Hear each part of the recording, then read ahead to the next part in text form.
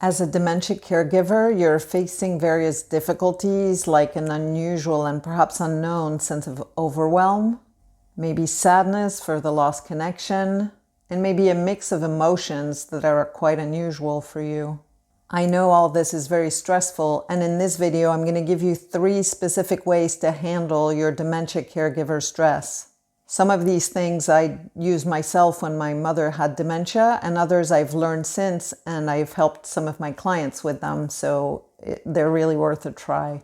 The first thing you can do is to tone your vagus nerve. Now, if you don't know what that is, let me tell you a little bit about it. The vagus nerve is like a two-way highway between your mind and your body, and toning it can help you to feel more safe, balanced, healthy, and calm.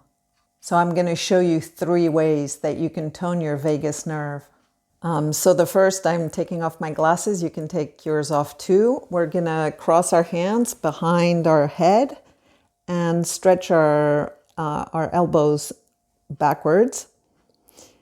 And now we're going to go as far as we can with our eyes in both directions. So I'm going to look left, and you can do it with me. So as far as you can, really, with just the eyes.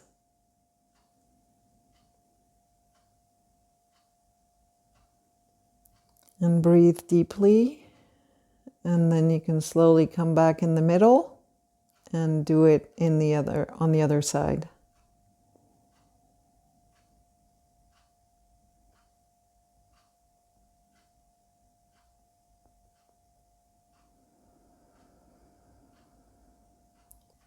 So that was the first way to tone your vagus nerve.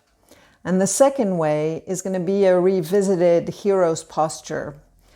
So I'm going to show you with the video that's on the side there. You're going to stand with your 2 feet hip width apart. You're going to put your hands on your hips and put your arms out aligned with your shoulders. You can bring your hips forward, so rotate them forward and put your head back a bit so that it's in alignment with your spine.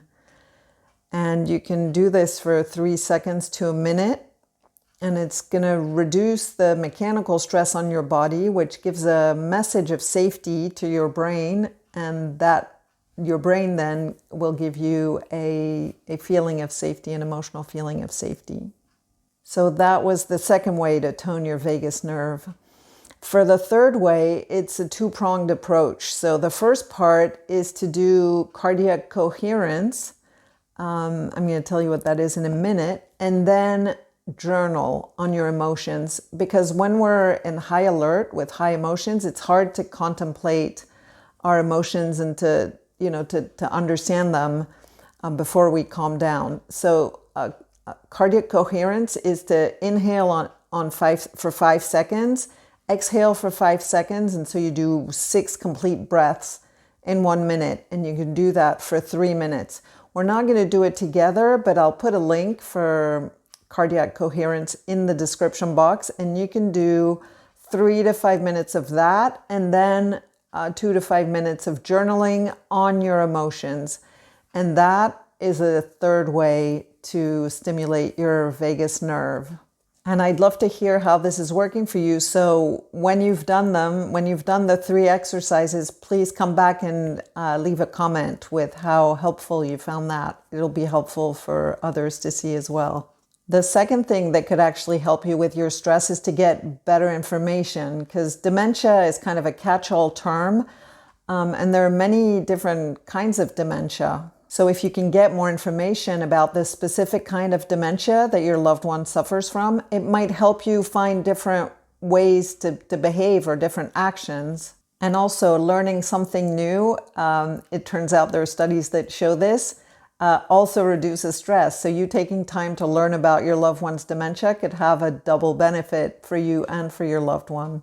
But then again, it's not always that easy to get better information. I know when my mom had dementia, I don't think we got very good information. My dad wasn't very proactive about that, and I lived a 4 or 5 hour drive away, and there was only so much I could do from a distance. And that was quite frustrating for me, because I really continue to think that if we had had better information, we could have done better for her.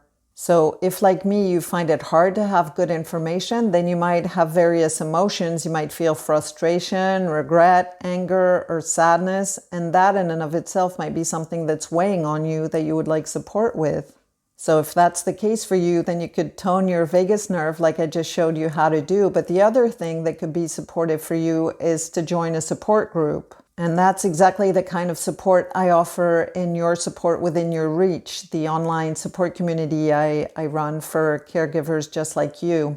The link is in the description box, and you should feel free to contact me if you have any questions about it. The third very specific thing you can do to relieve your dementia caregiver stress is to take some time to move your body, to do some exercise. This requires for you to take some time for yourself, and that's important in its own right. I talked about it in the previous video. And exercise is known for its stress-reducing power, and also it participates in toning your vagus nerve. So whether you're more a fan of yoga or Pilates, or whether you're a jogger or a weightlifter, or maybe you prefer to play collective sports, it would be fantastic for you and for your loved one if you would take some of your time for yourself to do some exercise. The reason it's so important that you relieve your dementia caregiver stress is that research suggests that 20 to 50% of dementia caregivers experience significant burnout. And this will impact also the care that you're able to give to your loved one. So I've identified the 2 main areas to focus on to reduce the risk of dementia caregiver burnout. And I'll be sharing those with you in the next video. So click on the image that's on your screen right now, and I'll see you there.